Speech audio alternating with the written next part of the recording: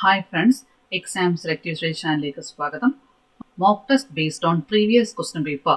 ഇന്നത്തെ മോക്ക് ടെസ്റ്റിന് എടുത്തിരിക്കുന്ന ചോദ്യ paper lecturer in microbiology question പേപ്പറിന്റെ ഫൈനൽ ആൻസർ കീ പ്രകാരമാണ് മോക്ക് ടെസ്റ്റിനുള്ള ചോദ്യോത്തരങ്ങൾ സെറ്റ് ചെയ്തിരിക്കുന്നത്. ഈ പ്രീവിയസ് ക്വസ്റ്റ്യൻ പേപ്പർ ബേസ് ചെയ്തിട്ടുള്ള രണ്ടാമത്തെ മോക്ക് ടെസ്റ്റ് ആണ് നമ്മൾ നോക്കുന്നത്. പാർട്ട് 1 ക്ലാസ് ഓൾറെഡി ചെയ്തിട്ടുണ്ട്. പാർട്ട് 1 ക്ലാസ് കാണാത്തവരുണ്ടെങ്കിൽ ഈ ക്ലാസ് കഴിഞ്ഞിട്ട് പാർട്ട് 1 ക്ലാസ് കാണുക. പാർട്ട് 1 ക്ലാസ്സിലും നമ്മൾ MCQ ക്വസ്റ്റ്യൻസ് ആണ് ചെയ്തിരിക്കുന്നത്. സിമ്പിൾ ഡെഫിനിഷൻസ് ആണ് ആഡ് ചെയ്തിരിക്കുന്നത്. Option wise detailed explanations add ചെയ്തിട്ടില്ല. അപ്പോൾ ക്ലാസ്സിൽ ഞാൻ പറഞ്ഞിരുന്നു ഇമ്പോർട്ടൻറ്റ് ടോപ്പിക്സ് ആയിട്ടുള്ള culture methods, staining methods, sterilization, microscopy എന്നീ ടോപ്പിക്കുകളുടെ നോട്ട്സ് പ്രിപ്പയർ ചെയ്തുകൊണ്ടിരിക്കുകയാണ്. ആ ക്ലാസ്സൊക്കെ പ്രിപ്പയർ ചെയ്ത് കഴിഞ്ഞാൽ ഉടനെ തന്നെ ചാനലിൽ അപ്ലോഡ് ചെയ്യുന്നതാണ്. അപ്പോൾ ക്ലാസ് കറക്റ്റായിട്ട് കിട്ടാൻ വേണ്ടി ചാനൽ സബ്സ്ക്രൈബ് ചെയ്യുക. ആദ്യത്തെ ചോദ്യം, Kaufman-White scheme is used for serotyping of which of the following bacteria? Options: Option A Salmonella, Option B Shigella, Option C Streptococcus, Option D Vibrio. ഉത്തരം അറിയാവുന്നവരെ എഴുതുക. Kaufman-White scheme is used for serotyping of which of the following bacteria? Answer: Salmonella. Kaufman-White scheme is used for serotyping of Salmonella.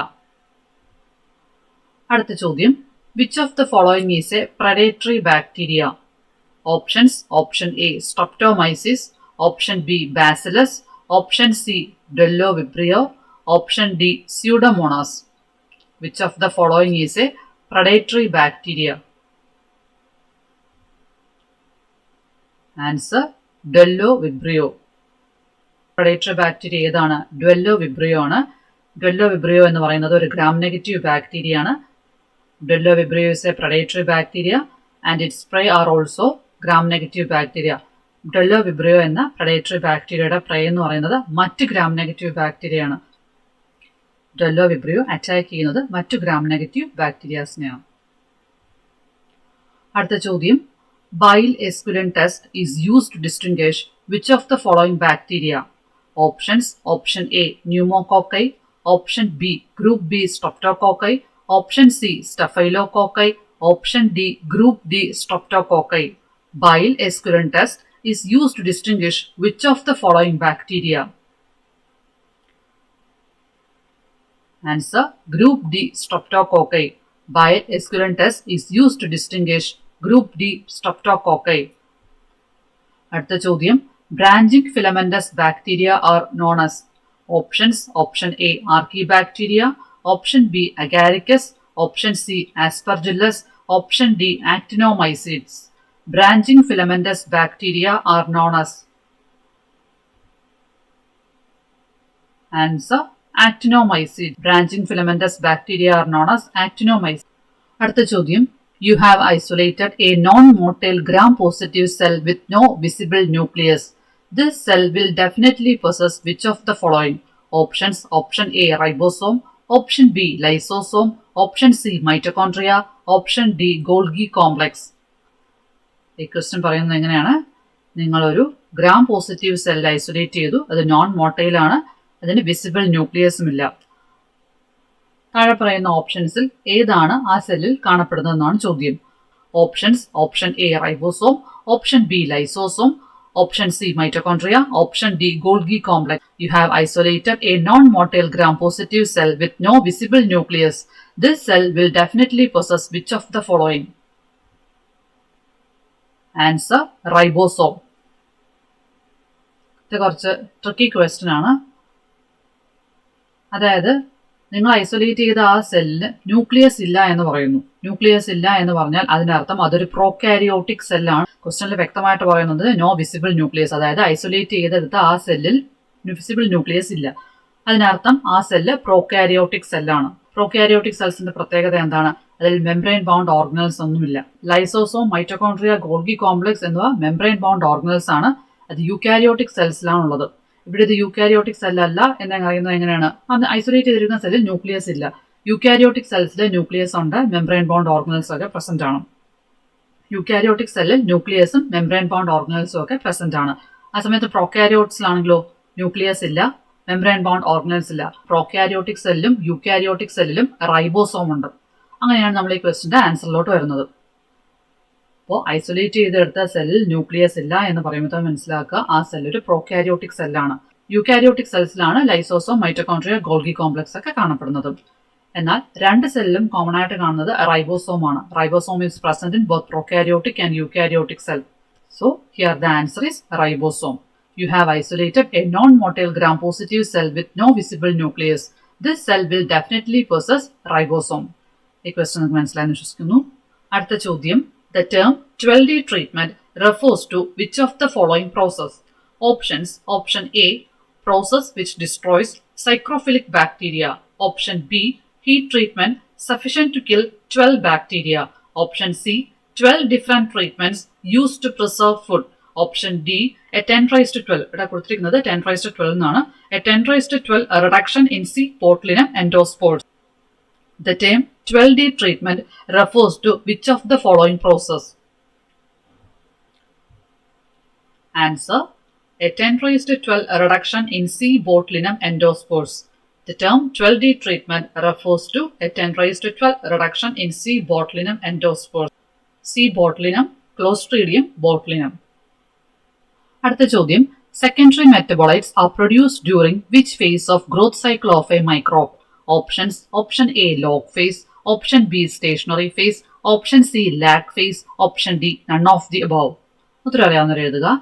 Secondary metabolites are produced during which phase of growth cycle of a microbe? Answer: stationary phase.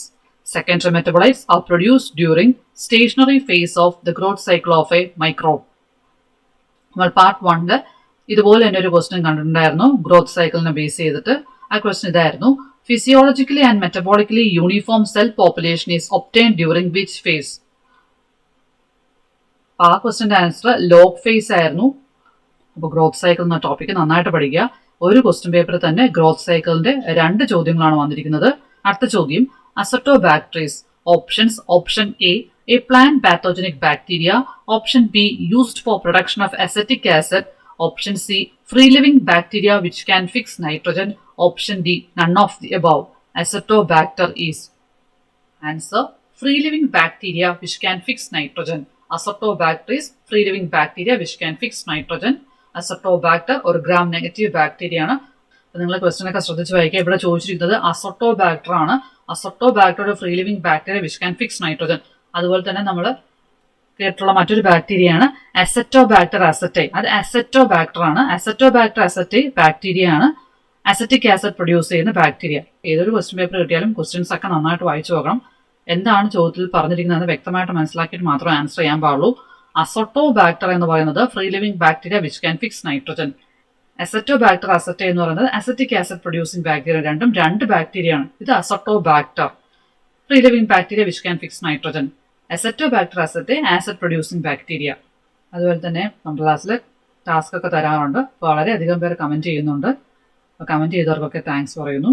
അതുപോലെ തന്നെ നമ്മുടെ ക്ലാസ്സിനെ support ചെയ്ത് comment ചെയ്യുന്ന ധാരാളം പേരുണ്ട്. അവർക്കും thanks പറയുന്നു. നിങ്ങളുടെ ഇതുപോലത്തെ സപ്പോർട്ട് കാണുമ്പോൾ നമ്മൾ കൂടുതൽ ചോദ്യങ്ങൾ ഉൾപ്പെടുത്തിയിട്ടുള്ള മോക്ക് ടെസ്റ്റ് ഒക്കെ ചെയ്യുന്നത്. അപ്പോൾ നിങ്ങൾ തുടർന്നും സപ്പോർട്ട് ചെയ്യുക. ക്ലാസ് ഇട്ട ഉടനെ തന്നെ നമുക്ക് കമൻറ്റ് കാണുമ്പോൾ നമുക്കൊരു സന്തോഷമാണ്. കാരണം നമ്മുടെ ക്ലാസ് കാണുന്നവരുണ്ട്, ക്ലാസ് ഇഷ്ടപ്പെടുന്നവരുണ്ട്, ക്ലാസ് ലൈക്ക് ചെയ്യുന്നുണ്ട്. അതുപോലെ തന്നെ നമ്മൾ ടാസ്ക് കൊടുത്തു കഴിഞ്ഞാൽ അതിൻ്റെ ആൻസർ ചെയ്യുന്നുണ്ട്. അപ്പോൾ അവർക്കൊക്കെ എൻ്റെ വളരെയധികം നന്ദി. അപ്പോൾ നിങ്ങളുടെ ഈ സപ്പോർട്ടാണ് ഞങ്ങൾക്കുള്ള പോസിറ്റീവ് ഇൻസ്പിറേഷൻ. നിങ്ങളുടെ സപ്പോർട്ട് കാണുമ്പോഴാണ് ഞങ്ങൾ കൂടുതൽ ക്ലാസ്സിൽ കൂടുതൽ ചോദ്യങ്ങൾ ഉൾപ്പെടുത്തുന്നത്. നമുക്ക് കൂടുതൽ ക്ലാസ്സുകൾ പെട്ടെന്ന് ചെയ്യാനുള്ള പോസിറ്റീവ് ഇൻസ്പിറേഷൻ വരുന്നത്.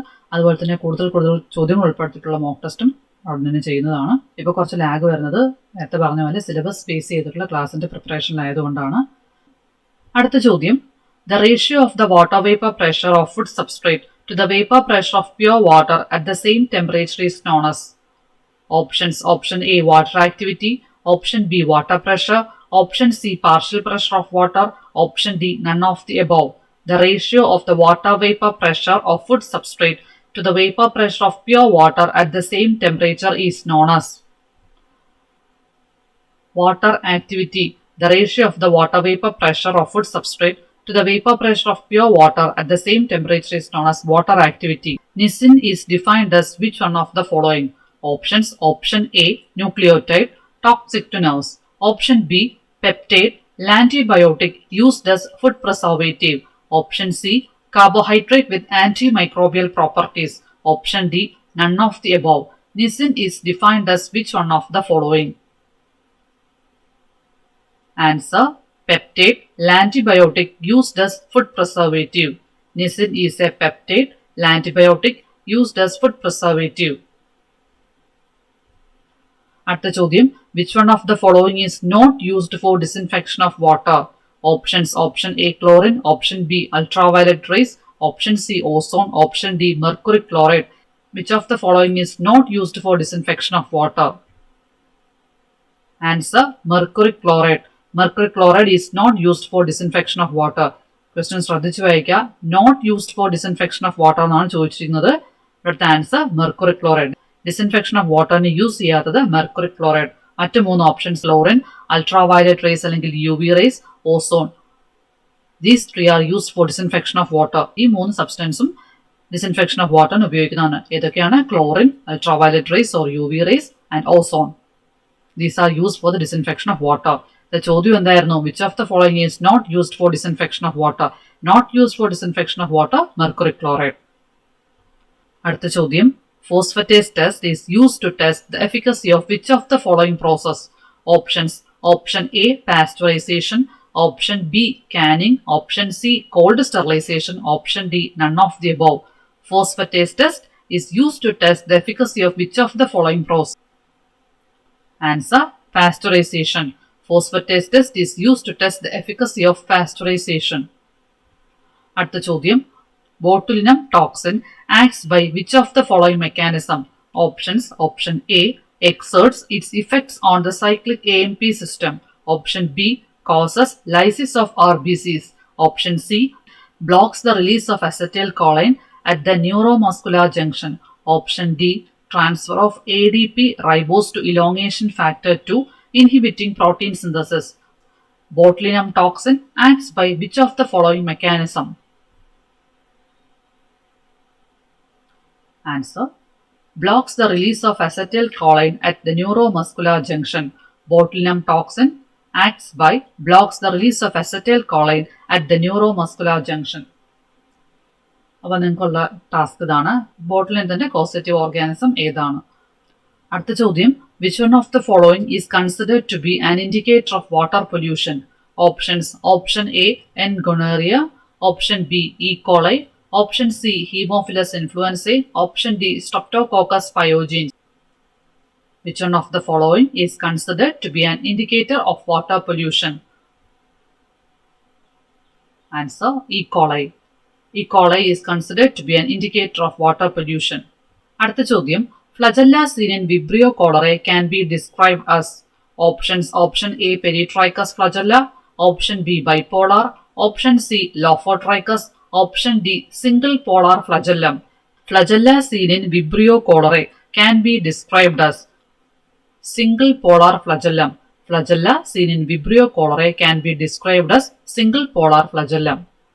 അടുത്ത ചോദ്യം, the colonies of E. coli growing on EMB agar appear as?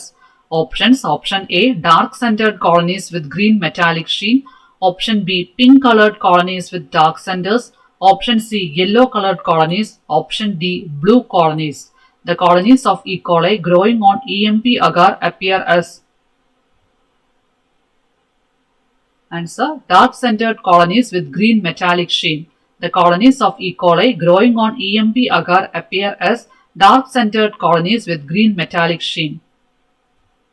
അടുത്ത ചോദ്യം, his serum water medium is used to study fermentation reactions in case of which of the following bacteria? Options, option A Staphylococcus aureus, option B Streptococcus pneumoniae, option C E. coli, option D Salmonella typhi. His serum water medium is used to study fermentation reactions in case of which of the following bacteria? Streptococcus pneumoniae. His serum water medium is used to study fermentation reactions of Streptococcus pneumonia. Streptococcus pneumonia ഒരു gram positive bacteria ആണ്. അടുത്ത ചോദ്യം, which of the following is not used for the cultivation of viruses? Options, option A cell cultures, option B blood agar, option C animals, option D embryonated eggs. Which of the following is not used for the cultivation of virus? Answer, blood agar. Blood agar is not used for the cultivation of virus. വൈറസിന്റെ കേസാണ് ഇത്. Culture media ടോപ്പിക്കിൽ വരുന്നതാണ്. വൈറസിന് ഒരിക്കലും blood അഗാറിൽ grow ചെയ്യാൻ പറ്റില്ല. കാരണം virus live ആയിട്ടുള്ള ഓർഗാനിസത്തിൽ മാത്രമേ മൾട്ടിപ്ലൈ ചെയ്യാൻ പറ്റുള്ളൂ. മറ്റു 3 ഓപ്ഷൻസ് ആയ cell cultures, animals, embryonated eggs ഇതൊക്കെ വൈറസിന്റെ കൾട്ടിവേഷന് യൂസ് ചെയ്യുന്ന സബ്സ്റ്റൻസ് ആണ്. ബ്ലഡ് അഗാർ ഒരിക്കലും വൈറസിന്റെ കൾട്ടിവേഷന് യൂസ് ചെയ്യാൻ പറ്റില്ല. അടുത്ത ചോദ്യം, which of the following is considered to be the optimum temperature range for the growth of psychrophile? Options: Option A 20 to 37 degrees Celsius, Option B 80 to 110 degrees Celsius, Option C 45 to 65 degrees Celsius, Option D 0 to 15 degrees Celsius. Which of the following is considered to be the optimum temperature range for the growth of psychrophiles? So 0 to 15 degrees Celsius. 0 to 15 degrees Celsius is considered to be the optimum temperature range for the growth of psychrophiles. The optimum temperature range for the growth of psychrophiles 0 to 15 degrees Celsius. അടുത്ത ചോദ്യം, which of the following descriptions best suits a mycorrhizae?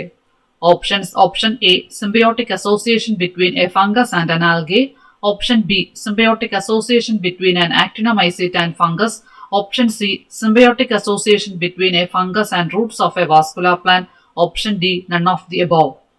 Which of the following description best suits a mycorrhiza? Symbiotic association between a fungus and roots of a vascular plant. Mycorrhiza, symbiotic association between a fungus and roots of a vascular plant. അടുത്ത ചോദ്യം, the Ghon complex, a lesion in the lung and regional lymph node, is found in which of the following diseases? Options: Option A primary tuberculosis, Option B tuberculoid leprosy, Option C pneumonia, Option D influenza. The Ghon complex, a lesion in the lung and regional lymph node, is found in which of the following diseases? Primary tuberculosis.